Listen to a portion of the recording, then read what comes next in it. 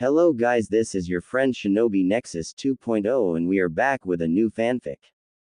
Which is what if Naruto and Temari are arranged to marry after the attack on Konoha by the Sound and Sand Part 1. And if you enjoy this fanfic then please press the like button and subscribe to my channel for more fanfic like this. And now let's start the fanfic. Temari was back in the hidden sand village and was cloud watching. Now normally she didn't do this, but since the attack on the hidden leaf village she had gained an infatuation with a boy. Anyone who looked at her behavior knew it, but they guessed it was the one she fought in the Chunin exam, Shikamaru, but they'd be wrong. Gaara was the only one who knew for sure, and only because he read her diary. Naruto Uzumaki, he murmured to himself, you'd better not break her heart. Gaara knew that Naruto was a good guy. After all, he managed to save Gaara from himself. Temari suddenly jumped when a sand anbu appeared right above of her. Temari, the council wishes to see you. Me. What for? It normally was unusual that the council would call on a genin, but she was the daughter of the now late Cage. I was only told to retrieve you, so come with me, but as the anbu reached for her, Gaara's sand encased his arm and he looked to the assailant. Do not touch her. Gaara spoke in almost a whisper to show that he was serious. I will escort her, and with that he released the anbu, and the anbu, not ready to die, retreated. Temari was smiling at her little brother. She couldn't help but feel happy he hadn't killed anything in a while and also had become very protective of her and Kankuro. As the three walked through the halls they could feel the air get more and more intense, as if a death sentence was being issued. Do you guys feel that? Kankuro said as the air gave a dreaded feel, like when Gaara released his demon. Yeah, came Gaara's monotone. As bad as it felt for the other two, all Temari could do was gulp, because she knew whatever the council wanted it had to with her. It only got worse when they entered. All the counselors themselves looked nervous. At the center of the table was the temporary head counselor acting as a substitute for the Cage. He was by far the oldest. Still fairly tall, he was bald but his beard reached the floor even when standing, and his voice still held power despite the deception the years have had on him. Temari, daughter of the Cage, do you know why we called you? His booming voice demanded. She simply shook her head. We have called you in regard to the state of Suna. After the discovery of the late Cage, we tried to re-establish the alliance between us and Konoha. With their lack of a Hokage and our lack of a Cage, they refused on answering until they appointed a new Hokage, or at least until we sent a different sort of treaty to their council. What do you mean, head counselor? Temari felt something bad was coming, but she knew it might just be superstition from her years of ninja training. First, there is more to this. Do you remember your report on a Naruto Uzumaki? At this, Temari nodded. I've had my personal research team look into him. At the Konoha Academy he scored the lowest in everything up to the graduation exam. Temari's eye began to twitch. How could he use Jonin level jutsu when he couldn't even use Academy level ones? But it stands to reason that this was caused by him being a Jinchuriki as well. Everyone's eye shot to the head counselor. But head counselor, if he too is a Jinchuriki, why did you? Spoke one of the other older men in complete confusion. The head counselor put his hand up to silence him. There's still more. After everyone was quiet again he continued. He was assigned to train under the copy ninja Kakashi. Everyone's eyes widened at this, and the toad sage Jiraiya has taken him as a disciple.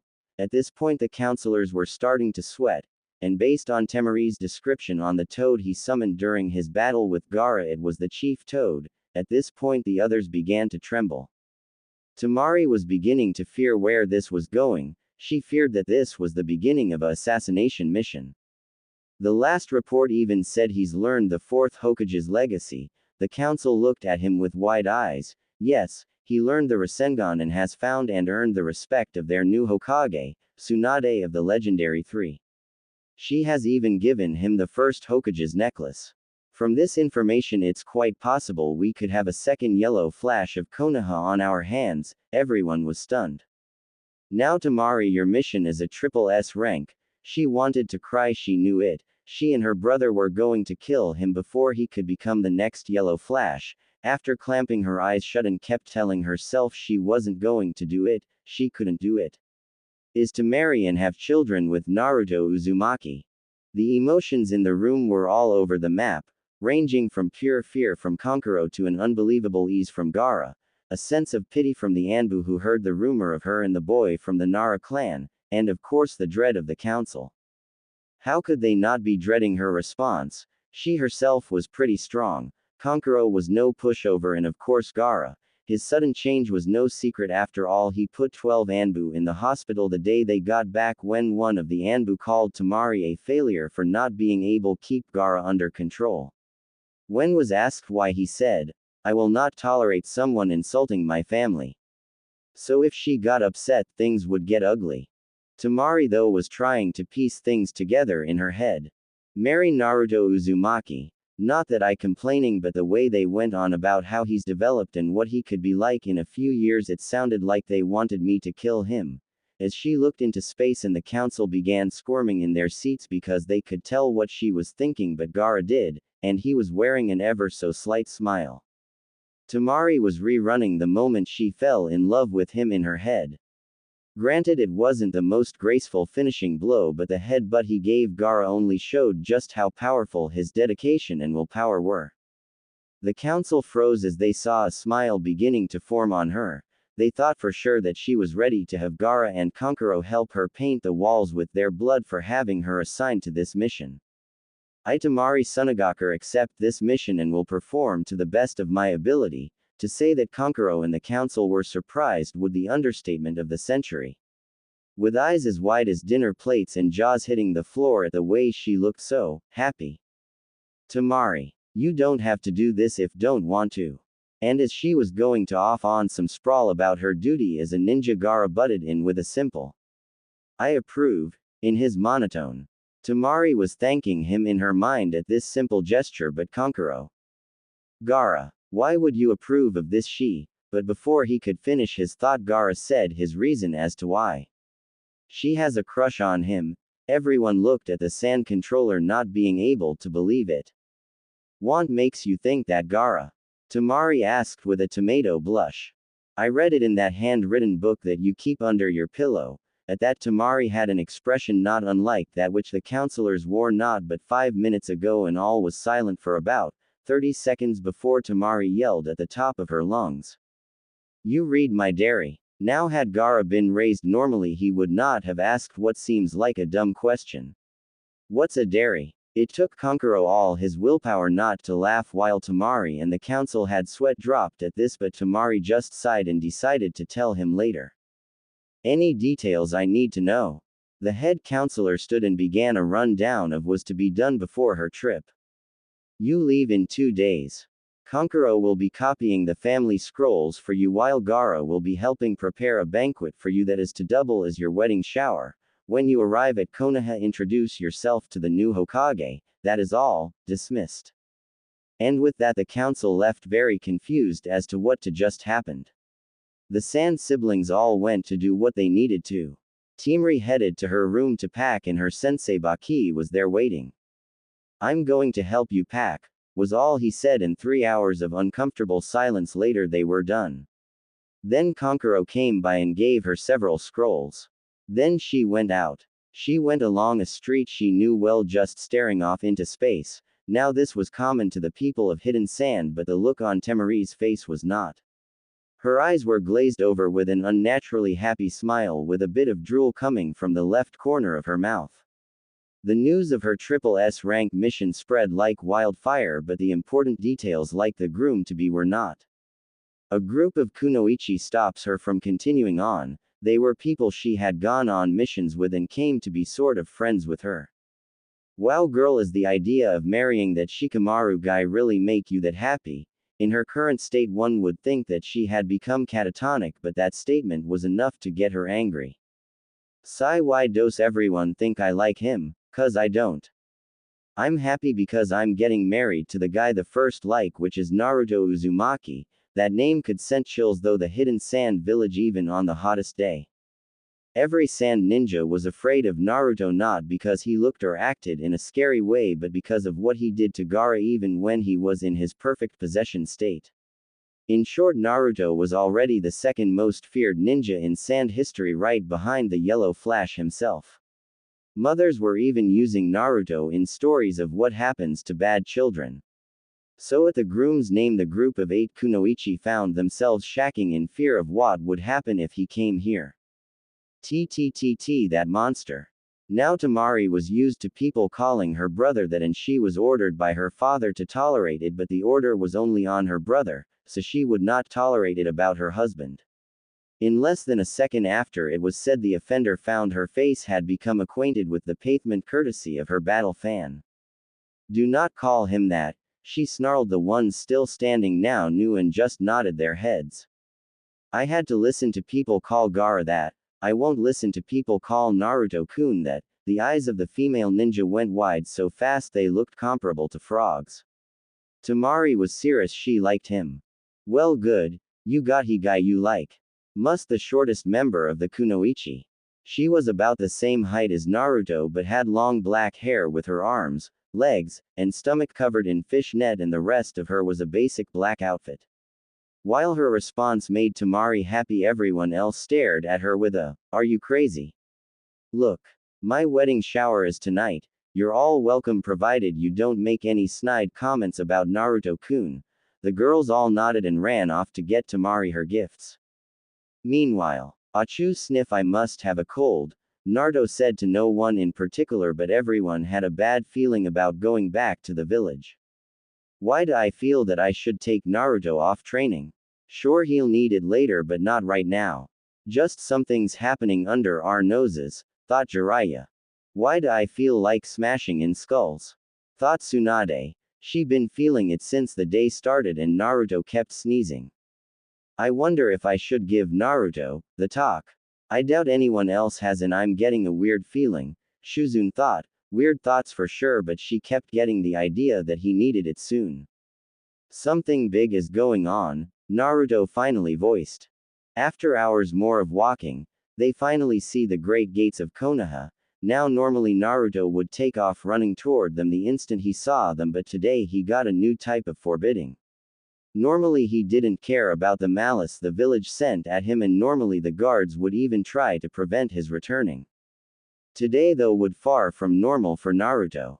As soon as they neared the gate he readied himself for the usual attack, but when it didn't happen his first thought was it was because of Jiraiya and Tsunade were with him, but then he saw their smiles directed at him. The smiles weren't warm and compassionate, no, they were just as venomous as their angry glares. Hey Ba-chan. Quit calling me that. Something's wrong. What do you mean? Normally the guards attack me when I come back to the village. This comment caused Tsunade to start gritting her teeth, but they were smiling, evilly. Never a good sign in a village of fools, came the voice of the old toad sage. You think something bad gonna happen? Tsunade's voice sounded calm, but she really was worried. Jiraiya simply nodded. Shuzune only felt worse in knowing that even Tonton oinked worriedly. The group's fears were only worsened when they reached the center of town, where the whole council of the Leaf Village was there to greet them, and most wearing the same evil smile as the guards. The elders stepped forward. We welcome you, Lady Tsunade, said the old man. Don't know their names. There is a matter that needs your immediate attention, said the old woman, handing over a scroll marked with triple S's all over it. Whoa, Ba-chan just got here and she already has to deal with such important stuff.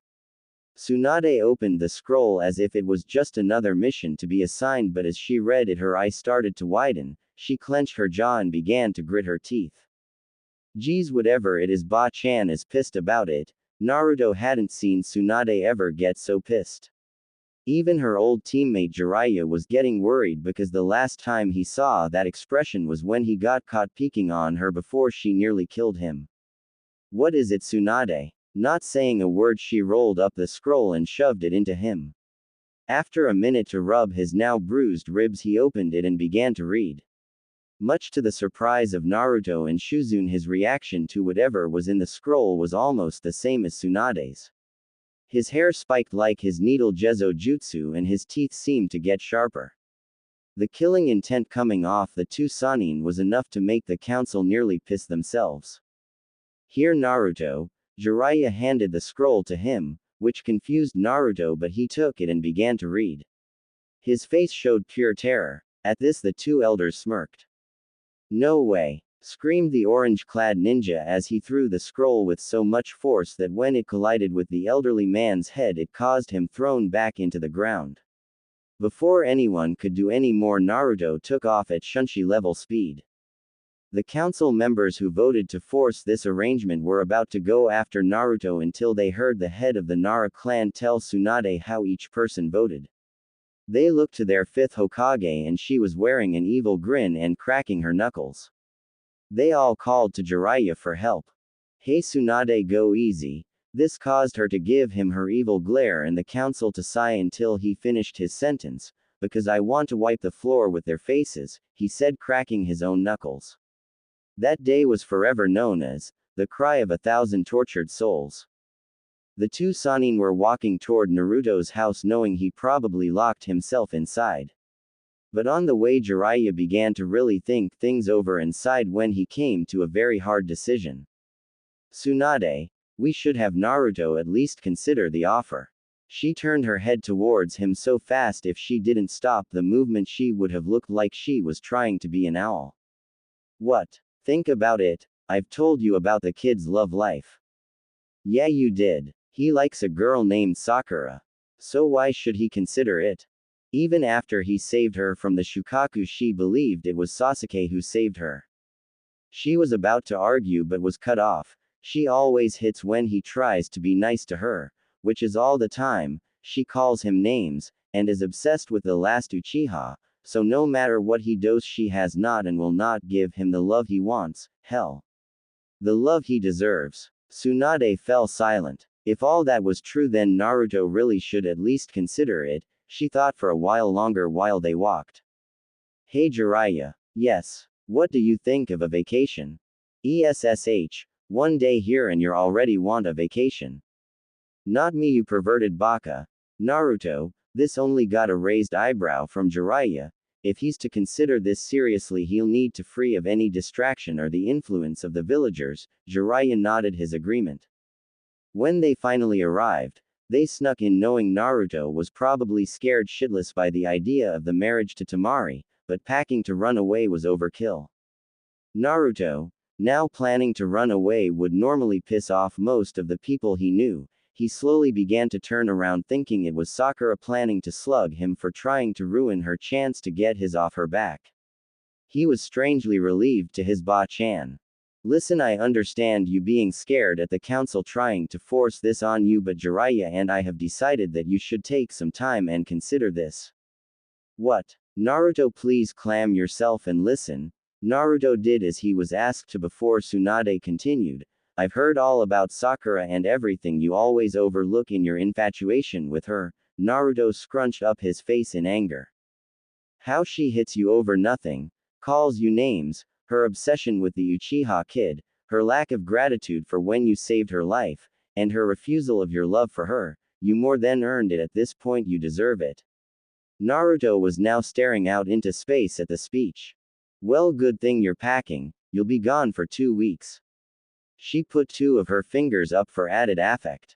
"Huh, what?" Tsunade sighed at this. "I'm giving you a 2-week vacation starting tomorrow, and here." She then hands him a pile of bills. "What's this for?" "For the money me and Jiraiya took from you and a lot more, because if you decide to take the mission I want you to get her a gift." Naruto nodded. "Hey Tsunade ne-san." Tsunade snapped in his direction with a loving gaze. "Yes. Sai, could I leave tonight?" Her smile faltered but nodded. 15 minutes later. Konoha gates. Naruto gave his surrogate mother and sister a hug, each as well had the normal spat with his surrogate grandfather, then walked off. "What's wrong, Tsunade? You should know better than anyone, you old perv." The three members of Naruto's family stood there for a while longer before turning into the village. "Hey Tsunade. Yes. Want to make some hell for the holes?" Tsunade smiled knowing what Jiraiya had planned.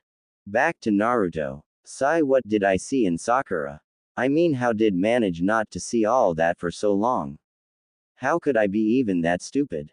Because right before the emo Tem showed up, she was the first to show you friendship and you just clung to it. What? That's it. Yep, sorry. It's not your fault. I was being stupid. Everyone wants the stupid Uchiha just because of a bloodline. Want me to give you a bloodline? You can do that. Naruto was glad that he learned to speak in his head, cause if anyone had walked past him they would think he was nuts. Yeah, you see, I feel kind of bad for you, so I'll give one better than the Uchiha. It'll be ready by tomorrow. Anything I should know? Yeah, since I'm giving you a bloodline I have to remake your entire body from scratch. Huh. Basically I'm tearing you apart on a genetic level, something even your Hokage couldn't do. Will it hurt? No. How can I trust you? 2 reasons. 1. Demons can't lie, and 2. I've already started. Wow, anything else? Your hair will be longer and your eye will be pure blue. Why's that? Because you're basically being born again, and the eyes is Bekasu. You need a sign of your new bloodline. Cool, thanks. No problem. Oh, and I think you should marry the other girl. Naruto stopped in the middle of the road and thought about, surprise, Sakura. Okay. The Kyuubi smiled, knowing that this was going to be end result anyway from the way the pink-haired bitch acted. Naruto starting at running at full speed to his destination, the land of waves. He felt something new, he didn't know what, but he kept going. After all, he had to think of a gift for his new girl. The next morning, land of waves. Naruto had fallen asleep in the woods and woke up early to discover his hair had changed. It was still spiky on top, but the sides and back reached his upper back. It was a strange cross between his father's and mother's hairstyle, but still pulled it off. His eyes' pupils were all deep, shiny blue. He looked at the bridge, remembering just about 2 months ago the bridge was just finished. He looked up and saw the name, and his smile softened and he continued on toward the town. Hey Kyuubi, what's my bloodline? No name for it, but I gave you the special abilities of the first and second Hokages. Naruto froze. The first and second, he couldn't believe it. Higher natural healing and much larger reserves of chakra. All that. Consider it an apology for your life and a wedding gift.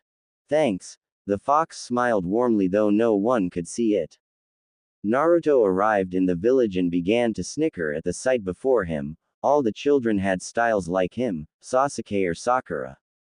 Many girls had put pink strips in their hair.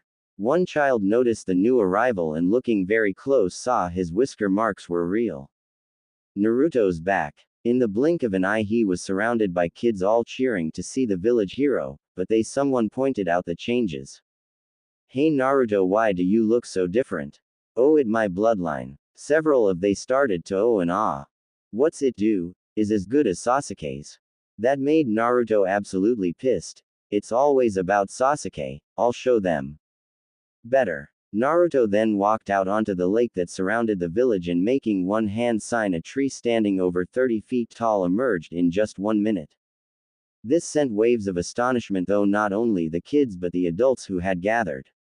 After reaching the shore again, Naruto threw a kunai with 3 explosive tags on it. When it made contact, the kunai caused a massive explosion.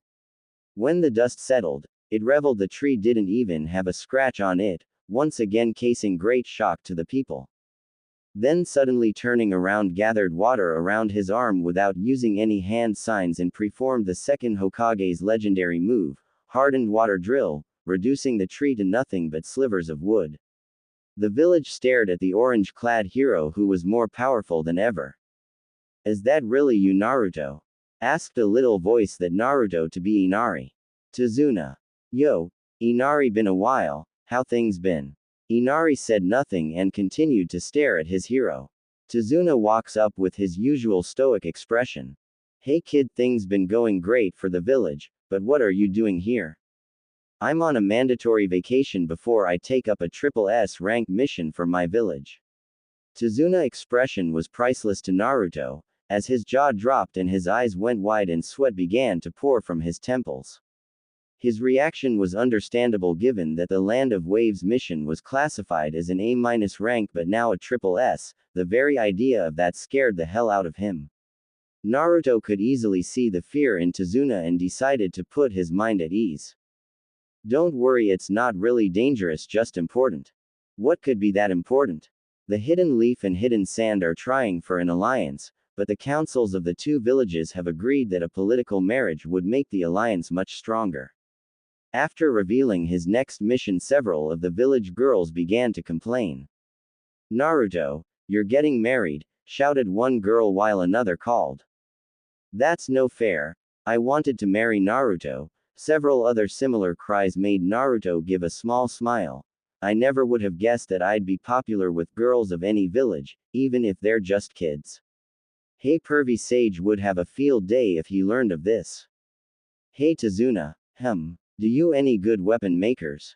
Yeah, why? I've decided even if this marriage is being forced on us, the least I can do for her is treat it like a real one. All of the adults in the village smiled at the 13-year-old ninja. He was being serious to a girl he was being forced to marry. That sort of commitment was rare these days, so they could only hold more respect for his decision. This way, and the two of them walked off to find the smith. On the simple lake of Inari's house stood about 100 Narutos stood. Since his arrival he immersed himself in training.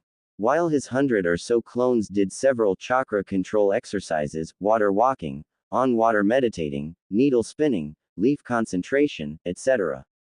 The real one stood off to the side holding a Rasengan in each of his hands.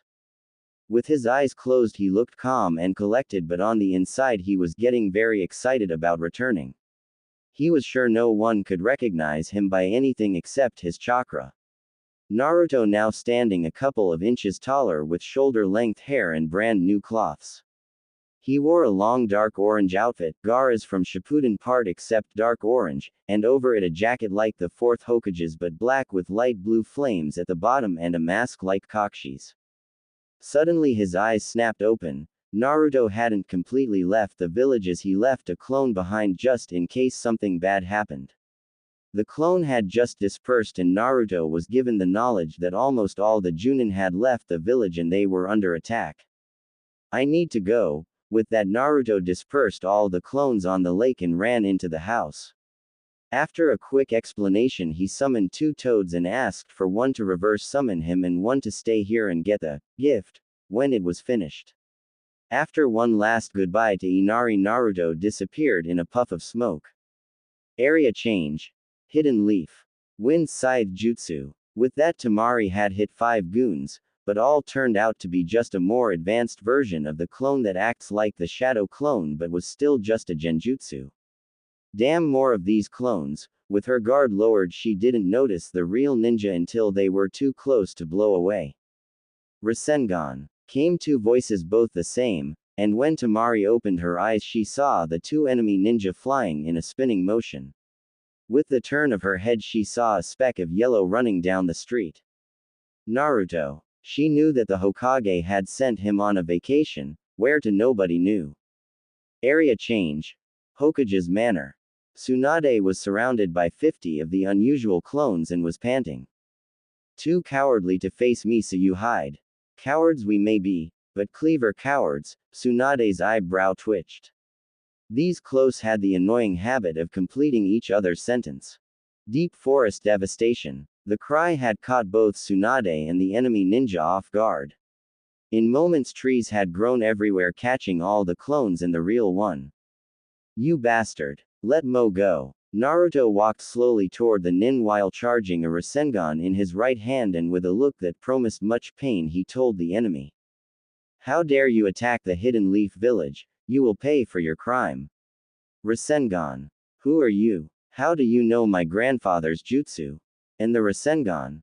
Cool it, Ba-chan. Tsunade's eye once again began to twitch.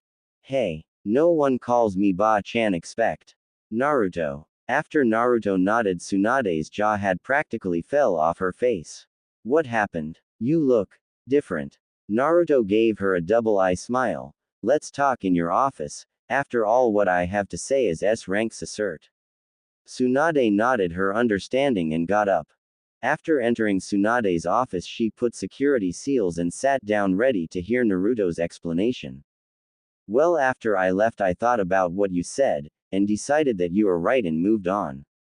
The Kyuubi gave me a bloodline. I've decided to marry Temari, but I want to wait until her gift is ready. Tsunade sat and listened carefully but was a little wary of the idea of Naruto having a bloodline. Naruto, when did you get this bloodline? Before I got to my Vactian spot. Why? Sai, then news of your bloodline must have reached the council by now. I see. Area change. Konoha council room. The demon brat has gained a bloodline ability. Shouted a worried civilian member. What should we do about him? He's now more dangerous than ever. Shouted another. All of the civilians were worried, but all of the shinobi were thinking of how to use this as an advantage over other villages, and it was Danzo who finally called out an idea. I believe we should put the Clan Restoration Act into play. This enraged the civilian members. What? How can you suggest such a thing, Danzo? The boy has strong loyalty to this village, and according to what my informants told me, there's a reason that keeps calling the Hokage Ba-chan, as his bloodline gives him the well-known wood-style jutsu. After some murmuring, one called for a vote and they began their decision. Naruto was in a bad mood. First he had to return early, then there was the commotion in Tsunade's office, and now a summons from the Leafs Council. Flashback jutsu. Lady Tsunade, did you hear there's some guy who not registered in our archives who's still wearing our symbol? The pink hair annoyance was silenced by the sight of the ninja that now had half of Konoha worried. What's he doing here? He is one ours. His profile just hasn't been updated yet. This caused a look of understanding to come from both Sakura and Ino, who was right behind her pink-haired companion. They both took the time to take in his features and they both found themselves drooling. Tsunade, though, thought he looked like an odd cross between Kakashi and a shorter-haired version of Jiraiya. After a couple of once-overs by Ino, she decided to put on the charm. Hey there, hot stuff, Ino said as she walked up to Naruto, swaying her hips in the most seductively as she could. How would like to go out sometime? Naruto, though he looked stoic on the outside, on the inside he was rolling around laughing at her antics, but then he thought of something he thought would be funny. Sorry, I'm engaged. The young blonde looked crushed. Ain't that Tsunade high am I? And with turn and a wink, the two girls looked. They had walked in on the most disgusting thing in the world, and the two actually fainted when the old drunk retuned the wink. The two proceeded to burst out laughing. That was a good one, geeky. Thanks, Ba-chan. Then out of nowhere an Anbu appeared. You have been summoned to the council, and with that he left. Flashback end. He had a fair idea what they wanted. They probably wanted him and Temari to start fucking like rabbits and then use their children as human weapons, not on his watch. After tearing into the room looking pissed as all hell, he just got to his point. What the fuck do you people want?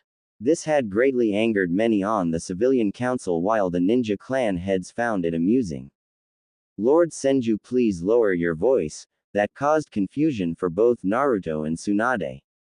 I'm not of the Senju clan, yelled an annoyed Naruto. Actually you are, as your ability to use the wood release style proves your relation to Tsunade, making you the heir of the Senju line. Naruto was about to retort when a bodiless voice interrupted. That's not all. In a poof of smoke stood Jiraiya. He's also the son of Minato Namikaze, the fourth Hokage, and the son of Uzumaki Kushina, the princess of Whirlpool, and if he can indeed use the first Hokage's jutsu, then he's the heir of 3 clans. At this point the civilian council was smirking, with him not only being the last of the Namikaze, who by itself was reason for CRA, but 2 other clans and has a bloodline. Now then, Naruto-sama, as are the last of 2 clans and the heir and last for the Senju, you are to take multiple wives. I refuse, was Naruto's simple reply. You have no choice as the matter. This is the council where everyone voted in favor it. What? Ba-chan, help me here, will you? After an aspirating sigh, Tsunade replied, sorry Naruto, I still about a week before I'm going to be officially sworn in as Hokage, so until then I have no say. Naruto looked almost ill, then she even continued, even if I did have a say in this, I would be for it. Ba-chan. Listen Naruto, before this I was the last Senju and I can't have children anymore, so someone needs to bring back the Senju and you're the only option. Naruto sighed and nodded in defeat. You will be required to have no less than 5 wives and they can be civilian or ninja. It's your choice. Now you are also to be given your family estate and scrolls and 3 seats on the council and anything else that you are entitled to. They had him. He was in their trap, or so they thought. Each member of the civilian council began to plot to make the power of Naruto's family their own. With everyone thinking he was a fool, Naruto searched their eyes only to see greed and power lust. The one who fit this description better than anyone else was an elderly man named Danzo, but Naruto could tell that what he wanted was slightly different than the rest. Watch out for that one kid. Why, I know he has the most power lust I've ever seen, but trust me, I think I know what he's planning. Gulp. What? To use your offspring as human weapons? Naruto froze at that, then with a moment was filled with a righteous rage. No, never. They are my children, my family. No one touches them. If they do, I'll kill them. The fox smiled at his desire to protect what was his, even if the little powerhouses weren't even conceived yet. Then tell them that, make them understand what will happen if they mess with your kids. Even during his chat with his tenant, he still heard the council continued. We also believe after your children are born they should be specially trained by Danzos. The poor man never got to finish as Naruto slammed his hands together like he was prying and out of the very table that surrounded the room. Wooden spikes shoot out, and with the ultra-sharp spikes held the civilian council in place, each of them knowing if they moved they would die, kept still and waited for Naruto to speak. Listen here, assholes. No one, I repeat, no one but me and my wives decide what happens with our kids, and if anyone even thinks of trying to convince me otherwise, I will kill them before they can even begin to regret it. And with that, Naruto stormed out back to the Hokage's office. Tsunade's office. Naruto had pulled out one of Tsunade's hidden sake bottles and took a large gulp as the two Sannin walked in, not in the least surprised. You okay, kid? Asked the Toad Sage. I guess, Kyuubi said. The crippled guy looked like he was planning something for my kids. Not gonna happen. The two old ninja couldn't help but smile. Naruto, about earlier. Naruto raised his hand to hold her. I understand, Ba-chan. If there no senju left, those bastards would use everything of the senjus to help themselves. Then Temari entered, having heard word of Naruto's changes and his being given the enjoyment of the CRA, and needed to talk to him. Naruto. Naruto showed his head toward the semi-soft voice and saw his first of his future brides standing in the doorway. Hey Temari, I guess we need to talk. Temari nodded and walked over, took a seat and told about his trip, his new bloodline and what he gathered about the council. I see things have gotten hard, huh? What's your plan? She wondered if he was just going just gather women to satisfy his primal urges. First, I'm going to get even in a subtle way, showing off his most sinister smirk. They will get nothing from us, Ba-chan won. Yeah, can you move all my money to an account only I can access? Of course. Do you know how much your parents left? Know how much? 80 of the Leaf's total treachery and stocks belongs to you. The only knowledge of this is an account book to Monader to make sure your money wasn't being embezzled. Bet those fools thought they could keep bleeding you dry by using it for themselves. Well, any more. Naruto was in plain shock by how much money he had, as was Temari, her shock from the fact that the Hidden Leaf, the wealthiest of the 5 great nations, was 80% Naruto's. One more thing, Ba-chan.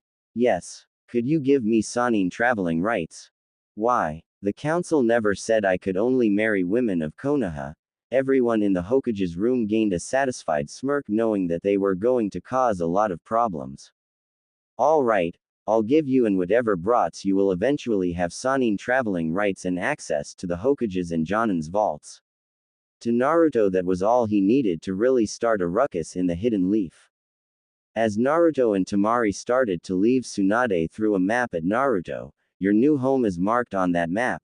The seal will only open for you, and even the compound walls have protection seals to stop intruders. Enjoy.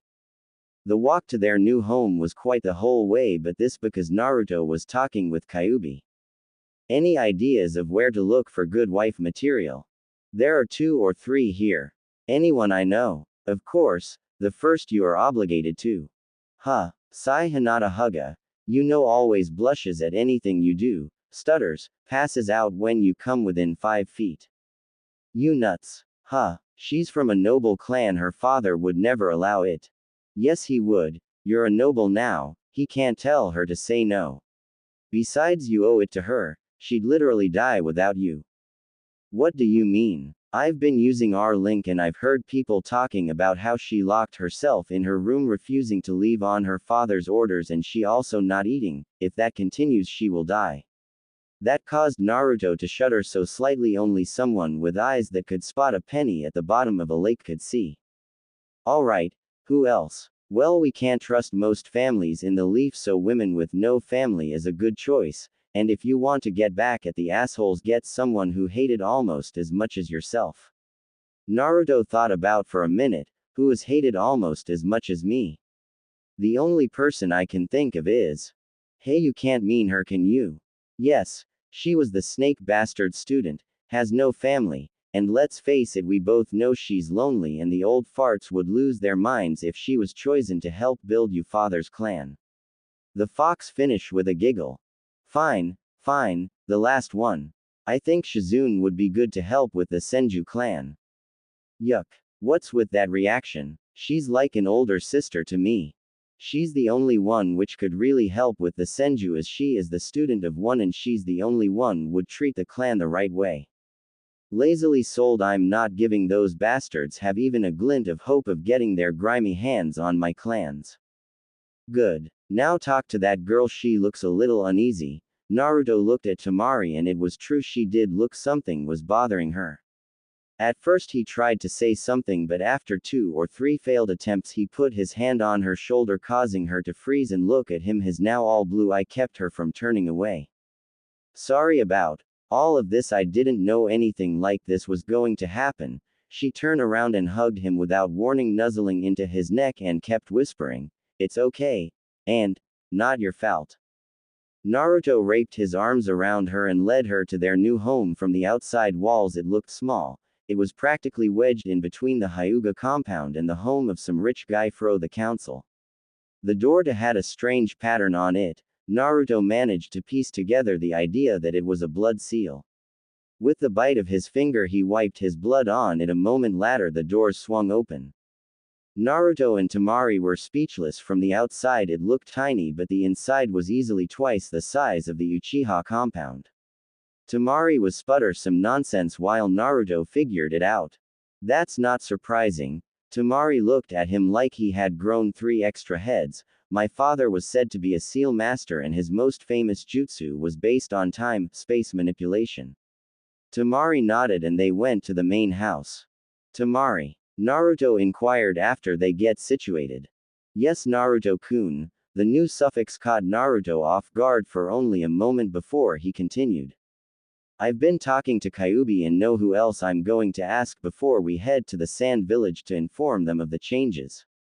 Temari smiled. She had missed the sand already and wanted to see her brothers. Who did you choose? She asked a little wary as her mind wandered back to the Chunin exam when a pink hair bitch of teammate hit him for no reason and began to pray that he didn't choose her. Hinata Hyuga, Anko Mitarashi, and Shizune. Why them? Hinata would die without me literally. Anko is hated in the village almost as much as me, and Shizune was the student of an actual Senju. After I proposed to them, we'll head to Sand, okay? Yeah, let's go. With that they both headed out ready to start their journey. Engagements and honeymoons. Naruto and Temari walked out of the Namikaze estate just as Neji went flying out a window and crashes into the ground. Neji, what happened to you? Lady Hinata, speak to Lord Hiashi. Naruto and Temari walk into the Hyuga estate main building, see a very worn out clan head. Hey Hiashi, what's the matter? Now while most of the Hyuga clan would have been offended, he wasn't. He knew how familiar Naruto was with people and he hoped that Naruto being here would help with the Hyuga clans. Little problem. Ah, Naruto, good timing, we need your help. Huh, what wrong? It's Hinata. Since the news of your engagement to the sand girl, she's hidden herself in her room refusing to eat. Not only that, whenever someone tries to make her feel better they suffer consequences. The whole branch family has tried and all have ended up like Neji, as well as half of main branch, myself included. The one who got the worst was a fool who started off by calling you the demon child, and Hinata completely mangled his chakra network, broke his ribs and both arm, along with giving him a large concussion, and he is still in the coma she put him in. Naruto and Temari stared at him for a minute until Naruto fell over laughing. I'll be back, said Naruto as he walked off to Hinata's room. I still can't believe that little shy girl did all that, said Temari trying to image it.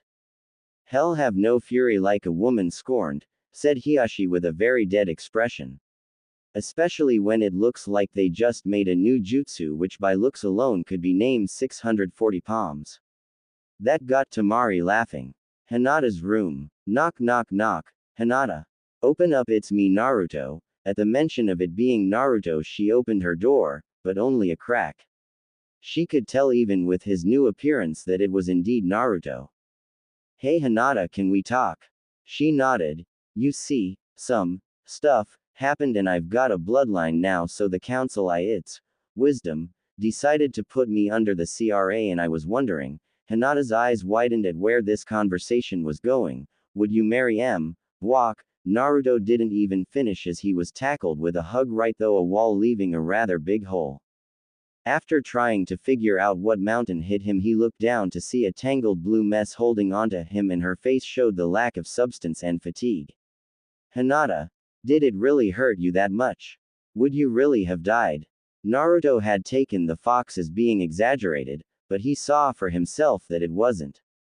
After taking the unconscious Hinata to her father, he told him he'd leave a clone to help her move into their new home while he went to finish his proposals. Naruto left the Hyuga household for the local dango shop to find Konoha's snake charmer. When he arrived, she was of course there eating dango and drinking red bean soup. Hey crazy, called Naruto, not using anything that could offend her and give her reason to hurt him, like snake mistress, or snake bitch, or just bitch. Hey kid, you need something? Yes actually, but please not here, it's confidential, for now. She nodded and they both took off for the most private place for them, the Forest of Death. So what's up? Asked Anko as she popped another dango into her mouth. As by now you no doubt know that I was the one to stop the invasion. She nodded. When I did so I reviled my bloodline. She nodded again, and the old bats who run the leaf found necessarily to force CRA on me. Now she was confused. You're one of only women I trust, so I ask you to please marry me. Anko sat there for a minute, then looked at the sky, then back to Naruto. Why not? She replied, but why do you trust me? We are both shunned for things that are beyond our control. Besides, I want to look on the old bastards' faces when I name you the one to bear the next heir of the Namikaze clan. Naruto finished with a smile beneath his mask. Why would they care about that? You're the former student of the Snake Tem and they just plain hate us, and if it's you who will bear the children for their most noble clan and family of their favorite hero, they will feel insulted that it wasn't one of their daughters. Strangely, this caused Anko to smile. That's prefect. I've been trying to get back at those jerks for forever.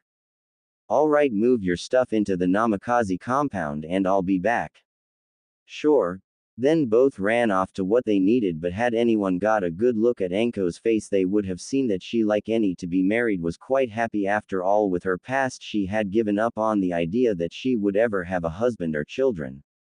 Hokage's office. It was typical day in the Hokage's office, Tsunade trying to drink and avoid paperwork, while Shizune preventing her master from drinking and forcing her to do the paperwork. It was this strange balance that Naruto disturbed. Hey Ba-chan. Hey Shizune. Hey brat. Hello Naruto, is there something you need? Yeah. Shizune, can I talk to you? Of course Naruto. After they found an empty room and locked the door, and Naruto took a deep breath to calm himself. Shizune, did Tsunade inform you of the meeting yesterday? She replied in the positive. Did she tell of what they don't know? Her response was the same. Alright, because I've been given the names Namikaze and Senju, I've been put under the laws of the CRA and need at least 5 wives, and you're one of the only girls not to look down on me and then praise Sasuke lets me know that you don't think so little of me. She smiled at him, showing his less secure side. So would you marry me? Naruto, are you sure? Naruto, not trusting his voice, nodded. Then yes. By this point she had a Hinata blush. Gee, you guess we should tell Tsunade. No need. I was eavesdropping, called the Hokage as the locked door swung open. She held a bottle of sake and 3 cups.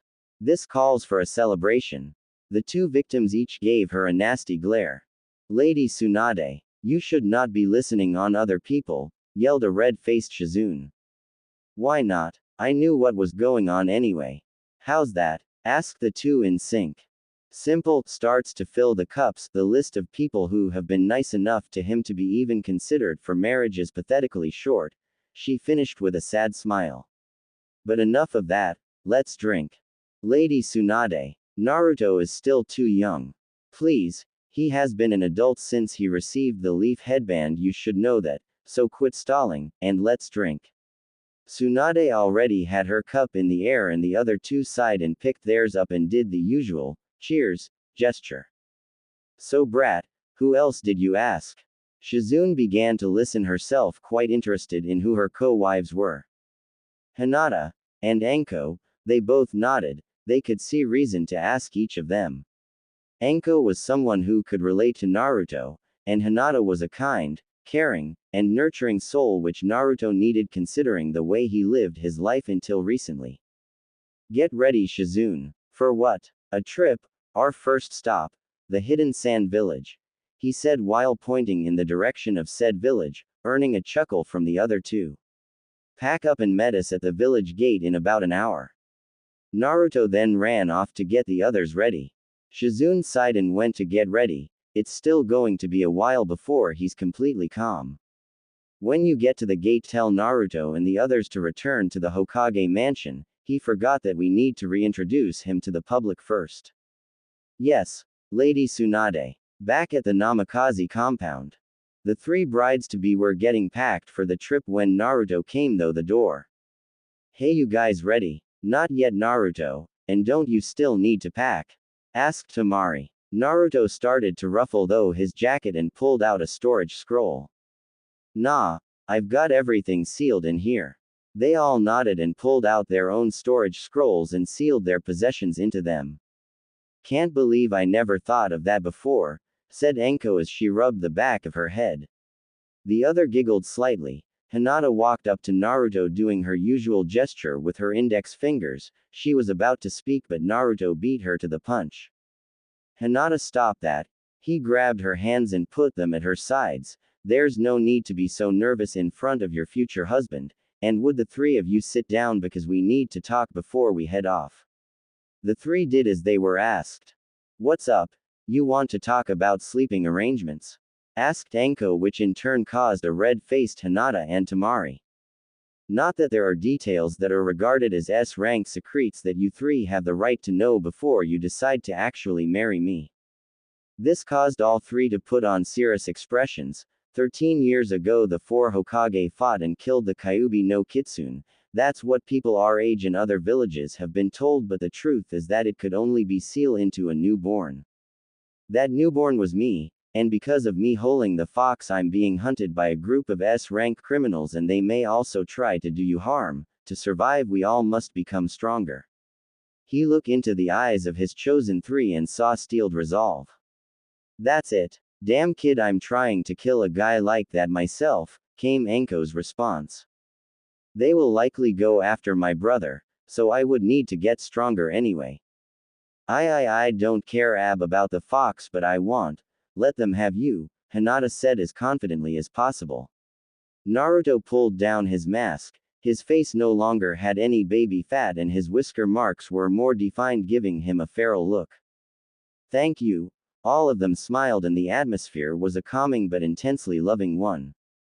They all finished what they needed to do for a long trip and headed for the gate. When they arrived, Shizune was already there with a bag containing spare cloths, some ninja tools and several scrolls to help them train, but she kept that bit of information to herself for the moment.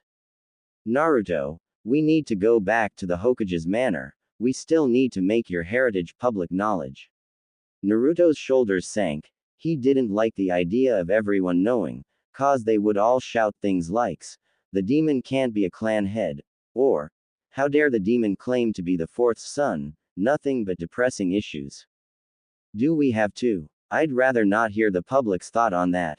Shizune sighed. She knew he wouldn't want to have that reviled while he was still here, but this way he could get the benefit of seeing the shock on the people's faces when they learned that Naruto owned almost every shop, restaurant, and the hospital itself since Naruto's father bought it so he could legally work the funds as he saw fit. Yes, we do now, come on. She grabbed his hair as she walked by to ensure that he followed. The others followed as well. Meanwhile, on Training Ground 7, with Kakashi and Sasuke, Sakura had just ran up to them as they were training. The two were extremely annoyed because Kakashi was out of the village during the invasion and Sasuke had nearly been killed after using all of his chakra. He was saved by a guy in a long black jacket with blue flames. Yes, a Naruto clone. What's the matter, Sakura? The new guy, the one who stopped the invasion, he was flirting with Lady Hokage. So he injured now? No, she flirted back. Kakashi dropped his book. It was an unwritten law, but everyone knew it. Flirt with Tsunade and you die. An ambush showed appeared out of nowhere and handed Kakashi a scroll, then disappeared. After a minute he shrugged and opened it. What does it say, Kakashi-sensei?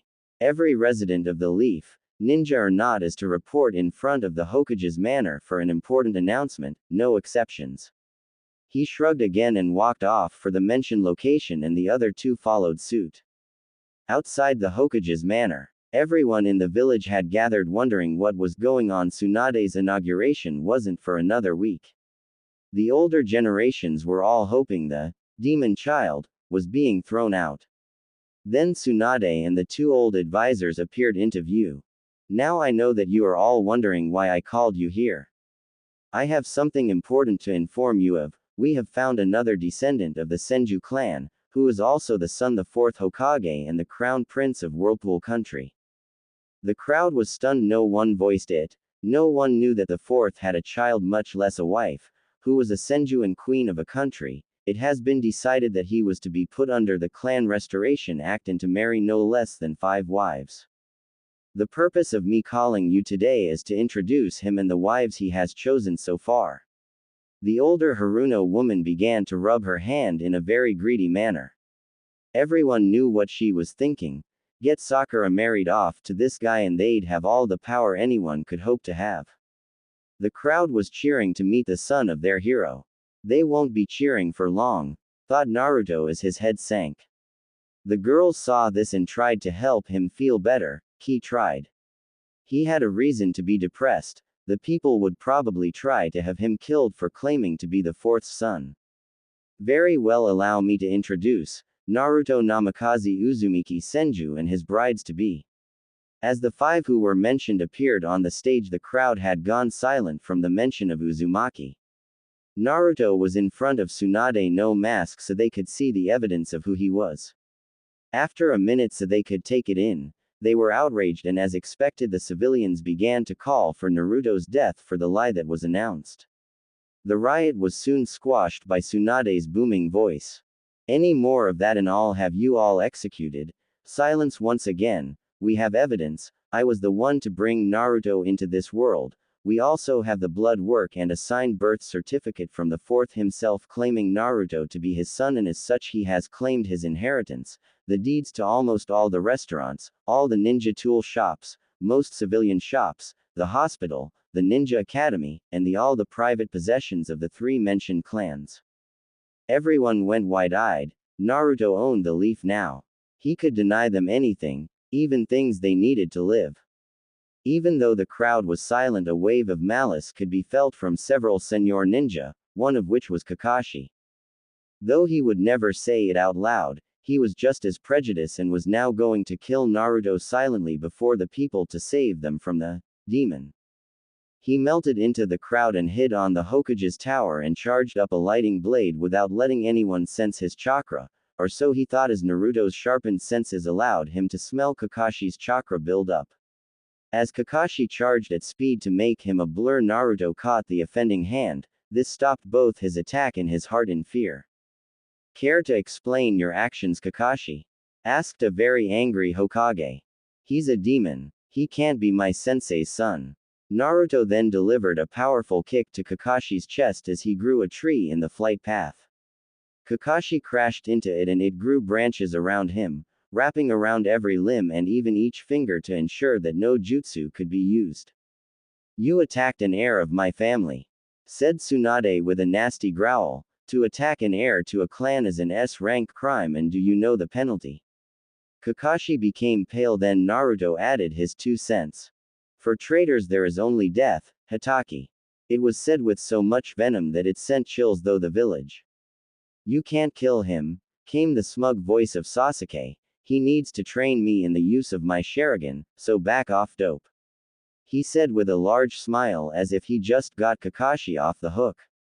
Well, Uchiha, what he did is an S-rank offense, and trying to stop his punishment makes you an accomplice, and therefore, you die too. Naruto's tone became sickeningly sweet at the last part, which made Sasuke a little nervous. How dare you threaten me, weakling? Sasuke said as he sent a fireball at Naruto and began to chuckle as he thought that he burned the only one who pushed him alive. His little delusion was crushed when he saw Naruto standing where he was before, completely unfazed. What? How could you? Before he finished, a tree wrapped itself around Sasuke like Kakashi. Both are traitors, huh? I should have known. Lady Hokage, allow me to kill the traitors. Tsunade smiled for only a moment, then it was gone. Though I'd love to, the council is insistent on the Uchiha's reproduction. Naruto mumbled something incoherent under his breath. Then walked to the edge of the building and looked over the silent crowd who witnessed everything. Then walked over to his wives. Fine, but he then appeared to throw something that headed for Kakashi's Sharingan eye and destroyed it. I won't let a traitor to hold something like that. Lady Hokage, I leave the rest to you. And with that the 5 disappeared in a swirl of fire. Well, now to deal with the 2 of you, Tsunade said with a sinister smile. Sasuke was hoping that being an Uchiha would save him. Kakashi hoped that Naruto injuring him would save him. They were both wrong. Gates of the Leaf Village. 5 figure appeared out of nowhere. Even with a mask anyone could tell Naruto was pissed off. Though they all wanted to help him feel better, but they knew there is nothing they could do to do that. Then slicing his thumb and went through a normal series of hand seals. Him and his girls were now on top of a giant toad and Naruto of another smaller toad. Gorshi-sai, what you doing here? The toad looked up to his boss and spitting out a large box replied. Your delivery. Any orders before I go? Naruto scratched his chin. He knew it wasn't fair to give a gift only to Temari. He have to order something for each. Then pulling out a scroll wrote his order. Dear Mr. Orshijiro, Smith, Naruto visited while in wave. I now must ask for your services again. I'm in need of a pair of gloves that would help draw chakra out and control it to a needle point, and a Senbon launcher that can make them from chakra and even give them a poisoned effect and make it light-weighted. Thanks, Naruto Uzumaki. Tapping his chin again in thought. I don't really know about how Anko fights. I'll figure out something for her later. Naruto rolled up the scroll and told the toad to bring the scroll back to the old man. The toad nodded and puffed away. The chief toad coughed to get some attention. So what did you call me for, kid? Hoping down to face the chef himself, Naruto sat on his knees at attention. We're hoping that you could carry us to Suna with a jump or two. Sure, kid, but who are the others on my head? I've now been told I had to marry many wives, and these are them. They came down to be introduced. This is Temari. She bows, Hinata bows, Shizune bows, and Anko gives a large arc hand upward. What's up? The toad had to smile. Kami, she was just like Naruto was normally. Alright everyone, get ready. Everyone began to pour chakra into their feet. With one giant leap they cover nearly a third of the distance. After 3 more jumps they reached the gates of Suna. After introducing themselves to the guards, they went to the Cage's office to speak with Gaara. Naruto's new look had surprised Gaara and his brother, especially the pure blue pupils. While Gaara was understanding of the situation, Kankuro was furious and tried to attack Naruto only to be blown clear out of Suna by Temari's fan. After a few good laughs, they all headed to the Kage's compound. Naruto and the girls took the largest room and bed so they could all fit. "Now who's sleeping where?" asked the purple-haired one, who removed both her jacket and skirt, leaving her in only a mesh outfit that reached about where the skirt's bottom had been. Naruto groaned. He had been dreading this. Temari was possessive, Anko was pretty dominant, Shizune was protective, and Hinata was likely too shy to say anything in this. "Naruto will sleep in the middle with Temari on his left and Hinata on the right," came the group's medic. Everyone gave her a shocked expression, then she pulled Anko to the side. "Temari has been waiting for this chance, and Hinata once believed this chance gone forever." Anko just nodded and told the other, "To get your moving cause I'm tired," and everyone got into bed. Naruto was a little uncomfortable, but that's to be expected when during childhood the only contact you got was beatings and being literally thrown out of stores. Both Temari and Hinata were cuddlers, he found out after only a couple of minutes. Both were content using him as a pillow, and they seemed like they were having the best sleep they've had in a while. The other two also looked quite content. Naruto just shrugged. It didn't matter why they were happy, as long as they were happy. He decided to focus on sleeping. Tomorrow was a big day, after all it would take effort to make an oasis.